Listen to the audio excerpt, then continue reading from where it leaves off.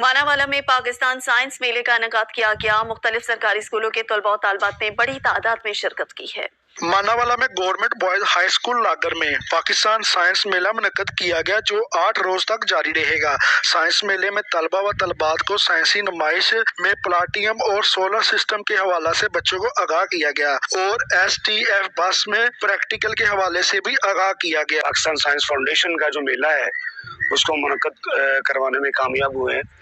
Science जो है वो इस नई और जदीद दुनिया की जो है वो एक ज़रूरत है। हम लागर हाई स्कूल में साइंसी मेला जो है वो जारी है, 12 से 16 तक ये जारी रहेगा और यहाँ हम बच्चों को प्लाटेनियम वगैरह और हम जो है साइंसी मॉडल्स के बारे में इंफॉर्मेशन दे रहे हैं। हमने गवर्नमेंट हाई स्कूल लागर में यहाँ पर एक साइंस एग्जीबिशन लगाई हुई है।